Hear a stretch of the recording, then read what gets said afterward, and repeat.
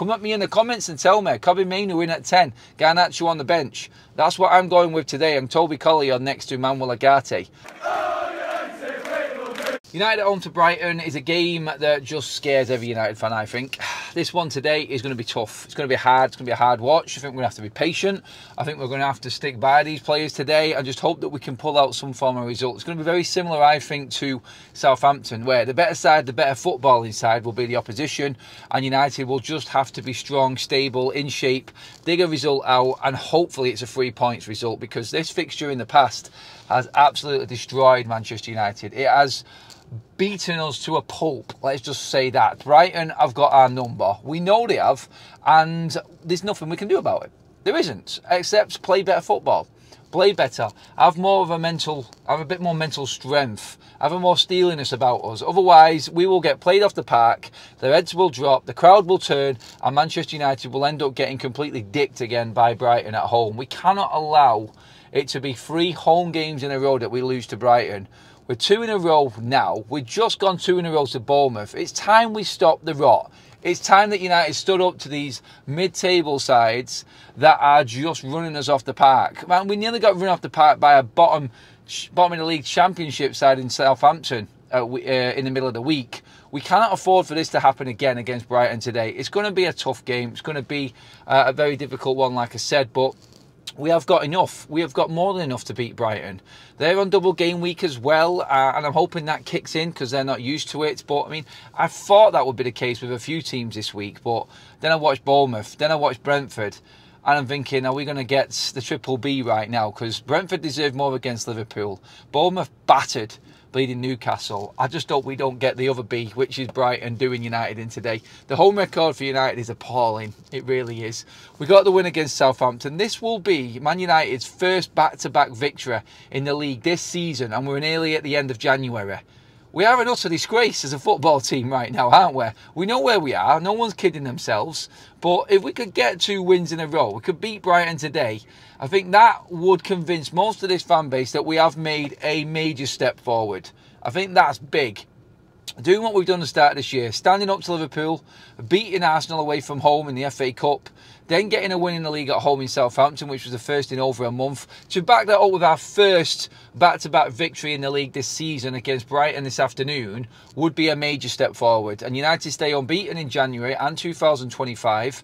It would then put us back up in the form chart, because that would be a draw and 2 wins in a row. And we're starting to turn it a little bit, get a few more points on the board. More importantly, it would bring us within touching distance of the top 10, which I think is vital right now. I cannot believe I'm saying it, but I think reality has sunk in that deep right now that this is actually decent for United right now. How the hell am I saying that 10th or in the top 10 even is decent for Man United? It's ridiculous. I know it is, but that's what we've got. That's what's laid out in front of us. There's loads going on off the pitch. There's loads of transfer speculation. There's loads of rumours about players that might not be there. We might not even see some players that are in the squad today after this January transfer window. It's going to be really interesting. Obviously, no Marcus Rashford again. Well, I've not seen the squad. I've not seen who's turned up. I'd be absolutely amazed if Rashford was in it. I think this is now 10 games in a row with no Marcus Rashford. So I think point made by Ruben Amorim there. Whether or not Garnacho plays with all of this speculation going on regarding his transfer to Napoli or the impending transfer to Napoli, I don't know. Anthony won't feature, I don't think. Romano's come out today and said that his loan move is pretty much done now to Real Betis. So I think where we're looking at, I think we're going to start seeing now, possibly, hopefully, and I hope we see a few of the academy players in again in the starting lineup. But I think it's going to be a chance for today for Toby Collyer. I think Collier's United's man today. I would go as far as to say, start Toby Collyer. Start him in this game, and I think United's midfield is better. I do. That's no disrespect to Manuel Ugarte or Kobbie Mainoo. I just look at this energetic Brighton side. We know how quickly they move the ball. We know how quickly the transitions are, how clever they are, how well drilled they are, and the understanding of what they are doing is there. And it's there with some on top of it as well, let's be honest. They're just a good side to watch. They will dominate the ball today, I feel. They will be the better side to watch and better on the eye. But I think United have players to bring in and set team up wise to counteract Brighton, and I think we can get the win today. I do. I think we can be solid. I think we can stop them scoring today. This is a big, bold statement right now, but clean sheet for United today against Brighton. That's where I'm going with this one. Toby Collyer to start as well, and I think he'll play a key role. I think Ruben is seriously giving consideration to Toby starting in this game. And like I said, like Emmanuel Agate would be my other player in.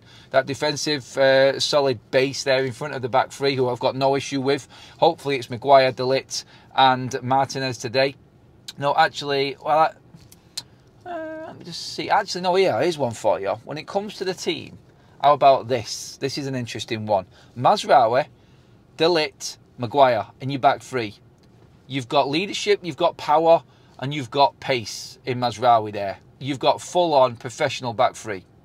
I think Martinez looks tired at the moment. I really do. I just look at it and I just say, right now, honestly, I think it's time he got a rest. Everyone else is getting rest and being dropped out. I think Martinez drop him out the side today. And then when you're looking at the rest of that back three, I think, like I said, experience, know-how, players in form in Maguire and De Ligt. I think they're both playing well. Mazraoui is better in a back three. I would play them three. I would have Dalot, obviously, now back from suspension at left wing back. I don't like him there. I don't want him to be our number one there, but for choices today, Dalot starts at left wing back for me. And then you're moving over to the right hand side. I think you play Ahmad again. I think he's better further forward, but I think Ahmad there on that side, I would play him. I would have Collyer and Emmanuel Agate in the middle. And then I'd go Bruno, Mainu and Xerxes in the front three. Check that one out. How's that one? That's a bit of a swerve ball, isn't it? Look, it's not going to happen, but for the sake of variety and for the sake of changing things up and freshening things up, can we not just do something a little bit different today? Add a little bit more energy to the side, maybe. I think Dalot fully fit. I think Mazraoui in the back. I think Collyer being that fit player in midfield, alongside Agate, who didn't get a full 90 minutes the other night. I would put Kobbie Mainoo into a 10. I would rest Garnacho. I don't think he's doing enough. I think Kobbie works better in them areas anyway. I think he's understanding of being out a little bit wide and coming in. I think he's better in the 10, personally. Come at me in the comments and tell me. Kobbie Mainoo in at 10. Garnacho on the bench. That's what I'm going with today. And Toby Collyer next to Emmanuel Agate. That is my team. I think that fits well for United. I think we've got energy. I think we've got creativeness in that front line. I think we've got strength in Xerxes. And I'm hoping that the wing-back situation with two more forward-thinking-ish players, not ish on Ahmad's side, obviously he is full-on forward-thinking, but a better option down the left with Dalot being back in the side. And a bit of a spring in our step from that last result. Hopefully we can build on that. I like the back three. I do. I think that is a strong one for United right now. And again, like I'll stick by what I said about Martinez. I think he looks tired and I think we should rest him up. And honestly, today, I think that's how United get the result. I'm going 1-0 United. I'm keeping this shirt on until Man United actually get beat. This is my lucky shirt right now. Every time I've worn this, United are unbeaten this year. So this stays on. Let's see if I'm changing it for the next road trip or the next preview video. Because at the moment, I'm clinging on to absolutely anything for United to just get this second win in a row. Back-to-back wins in the Premier League for the first time. How are we having it today, Reds? Tell me. Get in the comments below. Let me have it. Do you agree with my team as well? Like, share and subscribe. I'll see you all outside Old Trafford. Please.